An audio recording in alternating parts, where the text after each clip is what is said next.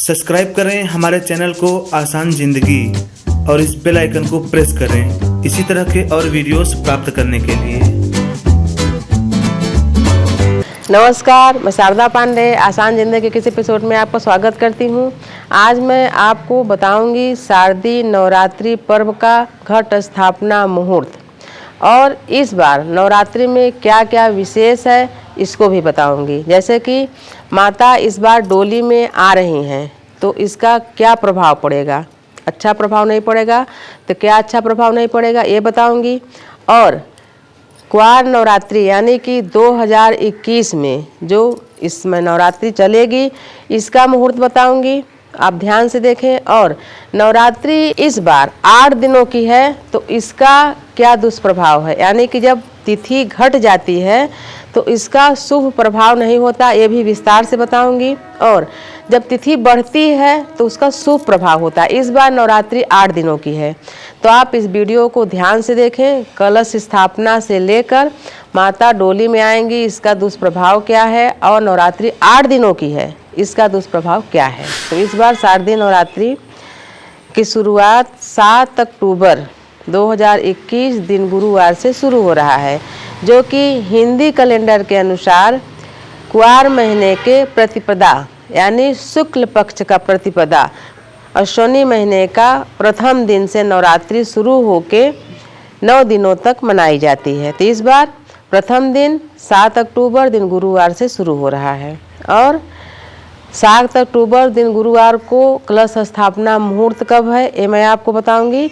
और आप जैसे कि चढ़ती और उतरती का व्रत करते हैं तो 7 अक्टूबर को व्रत करेंगे तो 8 अक्टूबर को पारण कर लेंगे, और फिर जो उतरती का रहता है अष्टमी का पारण करने का वो मैं आपको बताऊंगी कि जो अष्टमी का व्रत करता है वो नवमी के दिन पारण कर लेता है। ये सब बताऊंगी आपको बाद में।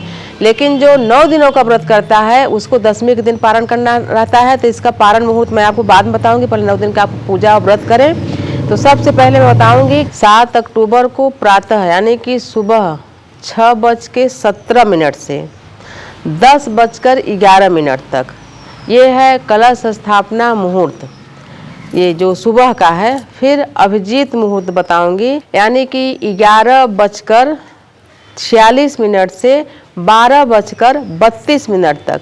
इस दौरान भी आप घट स्थापना कलश स्थापना कर सकते हैं, क्योंकि जो सुबह का मुहूर्त बताई हूँ तो सुबह इतने समय जो महिलाएं हैं या पुरुष हैं तो स्नान वगैरह करके घर का जो कार्य होता है, स्नान होता है, सब नहीं कर पाते हैं तो इतनी सुबह कलश स्थापना नहीं हो पाता है। तो आप अभिजीत मुहूर्त में कलश स्थापना करें। कलश स्थापना का नियम होता है, आप आसान जिंदगी में सर्च करके देखोगे तो पता लगेगा कि कलश कैसे रखा जाता है।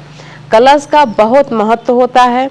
कलश में ही हम जब कलश स्थापना करते हैं तो उसी में जो देवी देवता का जो व्रत पर्व का हम पूजा करते हैं उनको आवाहन करते हैं। इसीलिए कलश में वरुण यानी कि जल, साक्षात जल यानी कि जो सागर होता है हम उन्हीं का स्मरण करके जल को भरते हैं। सागर ही बहुत बड़ा स्रोत है जल का। तो वरुण कलश संपूर्ण यानी कि जल के बिना जीवन संभव नहीं है। धरती पर कोई पेड़ पौधा संभव नहीं है तो जल रहता है। तो जल का भी बताई हूँ कि लोग क्या करते हैं कि साधारण जल है उसमें गंगा जल डाल देते हैं तो वो मदिरा के समान हो जाता है। जल डालने का भी एक विधि है। कलश रखें, पहले उसमें गंगा जल डालें चाहे 2 बूंद ही, फिर उसमें ताज़ा साधारण जल डालें। कई लोग क्या करते हैं जल को भर के रख लेंगे, रोज उसी से पूजा करते हैं। गंगा जल आप कितने पुराना भी चढ़ा सकते हैं, लेकिन जो और जल होता है नल वगैरह का उसको रोज भरना चाहिए।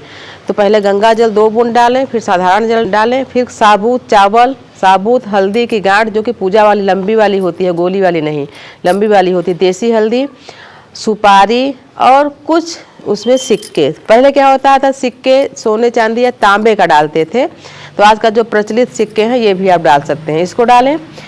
आसान जिंदगी में मैं इतना तो आपको बता रहे हैं, आप आसान जिंदगी सर्च करके देख लेंगे, आपको पता लग जाएगा कि कलश स्थापना कैसे होता है।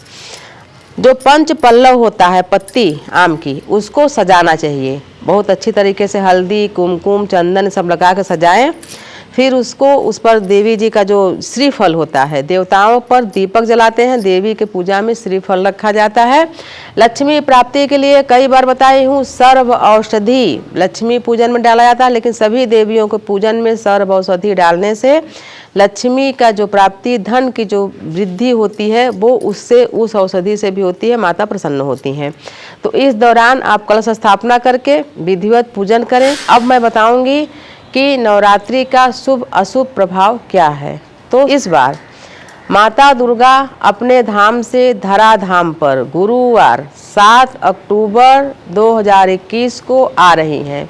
तो गुरुवार और शुक्रवार को देवी महात्म्य में बताया गया है कि हर दिनों का बताया गया है, गुरुवार और शुक्रवार को जब माता अपने धाम से धरा धाम आती हैं तो डोली पर आती हैं। कभी कभी अश्व की सवारी यानी घोड़े की सवारी करके आती हैं, कभी कभी हाथी की सवारी करके आती हैं। तो ये सब रहता है, माता का आने का और रहता है सवारी और जाने का और रहता है सवारी। तो इस बार माता डोली पर आएंगी, जो कि संकेत शुभ नहीं है। डोली पर आने का संकेत यही है कि प्राकृतिक आपदा और कई प्रकार की बीमारियां, कई प्रकार के राजनीतिक उथल पुथल, अशांति, ये सब अपने देश में बनेंगे, जो कि कई प्रकार के संक्रमण फैलने का भी आशंका है। संक्रमण ऐसे अभी नहीं फैल रहा है, इसके पहले भी जो संक्रमण फैलते थे, जैसे देवी निकलती थी, खसरा, टीबी, काली खांसी, ये सब संक्रमण की बीमारियां ही रहती हैं।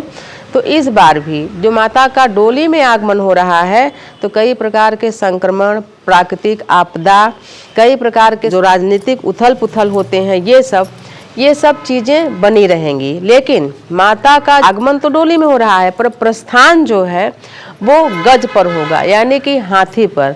तो संकेत, जैसे कि जितने भयानक संकेत डोली में आने का रहेगा, तो वो कुछ कम हो जाएगा जब माता गज पर धरा धाम से प्रस्थान करके अपने धाम में जाएंगी। तो ज़्यादा परेशान होने की ज़रूरत नहीं है, लेकिन जो संकेत है वो आपको बताया जा रहा है। ये तो पहला संकेत हो गया।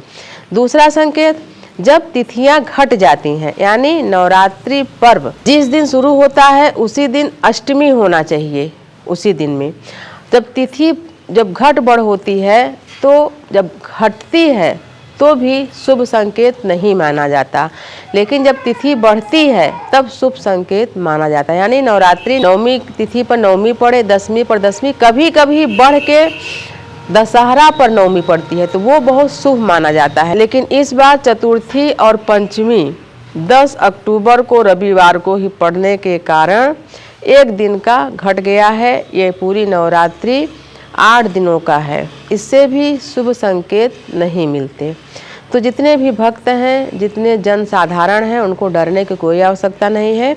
जो भगवान के भक्त हैं, विशेषकर महिलाओं का इस पर कोई दुष्प्रभाव नहीं पड़ेगा, क्योंकि महिलाएं ज़्यादा पूजा पाठ, धूप, कपूर की आरती, घी का दिया, ये सब जलाती हैं। तो उनके आसपास से जो भी वायरस हैं, जो भी संक्रमण हैं, वो नहीं फैलते। अधिकतर वो किचन वगैरह में काम करती हैं, तो जो मसालों का जो गंध रहता है, उन सब चीज़ों से भी संक्रमण नहीं फैलता है, इसलिए महिलाएं सुरक्षित हैं। तो मैं आपको बता रही हूँ इस बार माता का आगमन के लिए और माता जी के प्रस्थान के लिए। तो माता जब आगमन करती हैं गुरुवार के दिन, तो उस अनुसार उनका स्वागत भी किया जाता है मातेश्वरी दुर्गा जी का। तो स्वागत भी आप अच्छे से करें और किसी प्रकार का भय अपने मन में न पालें। और जो भी संक्रमण या जो भी प्राकृतिक उपद्रव, संकट या राजनीतिक उथल पुथल या एक देश से दूसरे देश से जो भी कुछ मनमुटाव, ये सब तो चलता रहता है, लेकिन संकेत भी जो ग्रंथों के द्वारा संकेत दिए जाते हैं उसको भी समझना चाहिए और मानना चाहिए। तो वीडियो में हम आपको घट स्थापना मुहूर्त के साथ साथ ये भी बताई हूँ कि इस बार नवरात्रि 8 दिनों के रहने से भी शुभ नहीं है, और माता के डोली पर आने का यानी सवारी करके जो आ रहे हैं ये भी शुभ नहीं है, लेकिन भक्तों के लिए सभी कुछ शुभ है। माता के पूजा में, पाठ में आप लगे रहिए। अब आपको अगले वीडियो में पारण के बारे में बताऊंगी कि अष्टमी या स्थापना के दिन व्रत करने वाले क्या करें, कब पारण करें, और नवमी जो 9 दिन का व्रत कर रहे हैं वो कब पारण करें। तो आप सभी के लिए नवरात्रि दशहरा पर्व मंगलमय हो, सुखमय हो। इसी तरह आप हमारे साथ बने रहें, देखते रहें आसान ज़िंदगी। हमारे चैनल को सब्सक्राइब कर लें, देखते रहें आसान ज़िंदगी। तब तक के लिए नमस्कार।